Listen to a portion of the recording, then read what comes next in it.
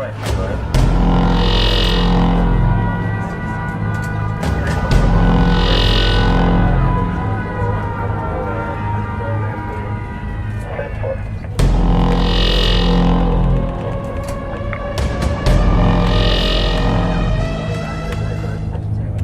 be demonstrating few techniques to counter the wrist lock.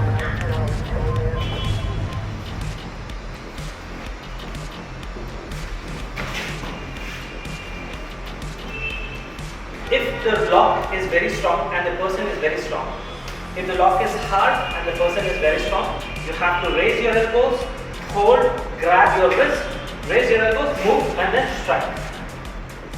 If a person's grip is very strong, you have to just hold your hand, raise your elbows, move and then strike. So first one was this. You have to raise your elbows here, you have to raise your wrist and strike against his wrist. The second one is lock him here, move and then pull him out. So here we are lifting our, raising our wrist, locking over here, holding the joint which is an elbow joint and grabbing it. With that we are also using our pressure to grab it down. The last one is, as I already mentioned, if a person is more stronger than you and the grip is more harder, if you are not able to move, is very strong enough, you have to just hold your wrist, raise your elbows, move your leg simultaneously and strike. I'll be showing you certain moves if a person holds your shirt or t-shirt, how to overcome that. If the grip is in this way, we have to make our hand like this in a crane shape, hold here and then move. Then you can strike and move on. If the wrist, if the grab, if a person holds you in this way, so you have to make your hand like a crane, move some space so that you have some space to grab his wrist, hold here and then this is his joint, so move. You can control a person like this. Here I am controlling him from one joint, that is elbow, and second one is the wrist. So I will be showing you once again the first move. So here as you can see, the person is grabbing hold of your t-shirt in this form. So his entire focus is over here. So the energy, whatever the energy is over here, he is trying in this direction. So what you have to do is just go along with the flow.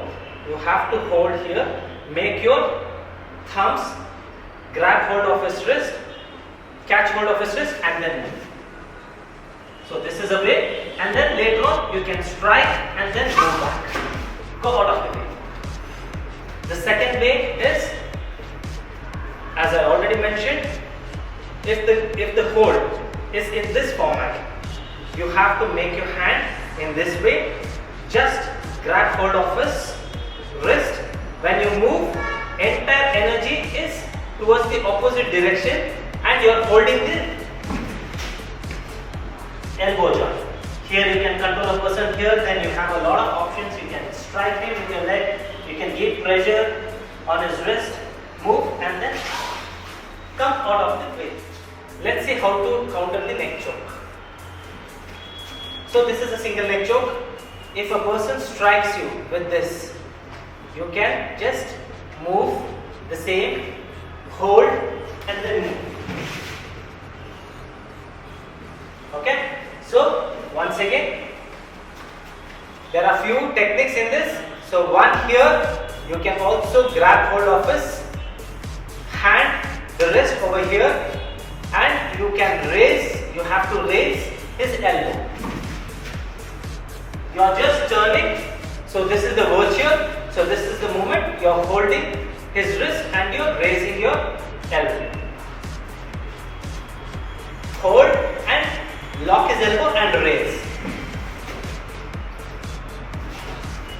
So another one, this is a simple one. All of a sudden if a person strikes with the choke, what you have to do is just move. So you have to move. This you will be striking you are grabbing hold of this hand, your left hand, which is the opposite hand, and immediately the moment you strike, and also striking to this chin. So once again, I'll just recall.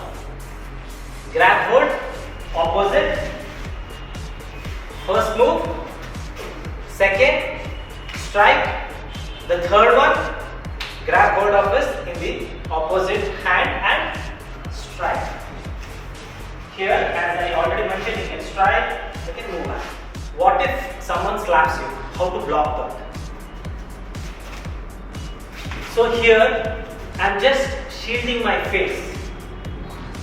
Make sure that the entire slap is taken on this, because here biceps and triceps, these are all the strong muscles. Whatever he's striking with the force, I am just trying to avoid it. I am just blocking this.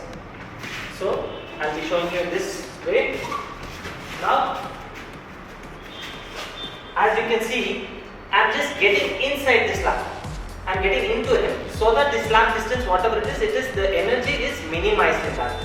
So here, I have controlled his slap.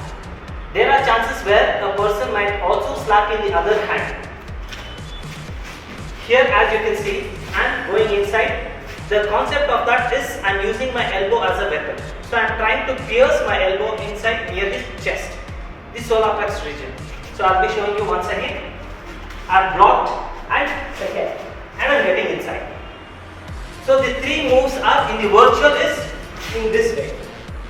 So the person is coming to strike here, I am blocking him in this direction. If suppose simultaneously if a person, once he gets failed by slapping this side, he will also try to slap in the other hand. Then at that particular move, I am getting inside like this.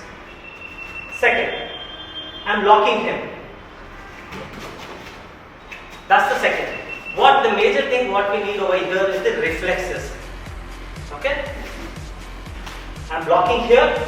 So I have to make sure that the slap is not, the block is not very near to me, so that what happens, there are chances of me getting hurt. So what, even before the strike comes, I'll prepare my mind and then I'm blocking over here. As you can observe, I'm also getting into the strike. Blocking here, the moment I block, my hand goes and locks him to his neck, and my block becomes a counter lock, and then I strike with my knee and move. So once again, I get inside, I lock, then move. Then the other way is I block him. The moment I lock him, I turn him. Here, I am raising my elbows. Automatically the pressure is felt over here on this elbow joint. So once again I will be recapping the entire three moves what I showed. One was this, I got inside and I blocked the strike and I am also striking.